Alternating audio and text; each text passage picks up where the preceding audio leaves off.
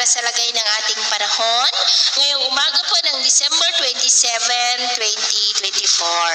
Sa ngayon po ay lumakas na muli ang bugso ng hanging amihan at umiikip na sa malaking bahagi ng Luzon, easterlies naman sa may Visayas at meron pa rin pong intertropical convergence zone dyan po sa may Mindanao. At sa ating long range forecast ay wala naman pong bagyo na namamataan na tatawid sa ating kalupaan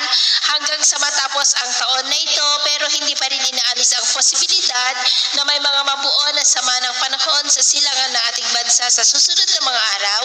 at ang development ng mayan ang ating babantayan kung matutuloy po o hindi. At sa lagay ng ating panahon ngayong madaling araw ay may malalakas na mga pag-uulan dito po sa ilang bahagi ng Cagayan, Apayao, northern part ng Isabela, Palawan, malaking bahagi ng Mindanao, eastern Samar, Leyte, pagbahagi ng Samar provinces at ilang bahagi ng Negros. At mamaya ay sisikat naman ang araw sa malaking bahagi ng bansa pero may tsansa pa rin ng cloudy skies with isolated rains dito po sa may Cagayan, Apayao, Babuyan Islands, ilang bahagi ng Isabela, Quezon, Catanduanes, Palawan, northern part ng Panay Island, Negros, Cebu, Bohol, Leyte, Samar provinces at malaking bahagi ng Mindanao.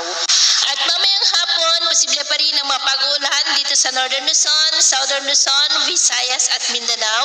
Kaya mag-ingat pa rin po tayo sa mga banta ng mga pagbaha at pagguho ng lupa, lalo na at posibleng malalakas na ulan dyan po sa ilang bahagi ng Mindanao. Hindi naman po mga baybayin, iwasan na muna natin ang papalaot sa silangang baybayin ng ating bansa, maging sa Northern Seaboard ng Cagayan, Batanes Island Seaboard, Babuyan Island Seaboard at kanlurang baybayin ng Ilocos Region at Central Luzon. Ilang mga alon po dyan ay posible na aabot hanggang sa 2 to 5 meters height. Kaya hanggat maaari ay iwasan na po muna natin ang papalaot dyan sa mga may kulay pula para mas makaiwas sa mga sakunang pangkain.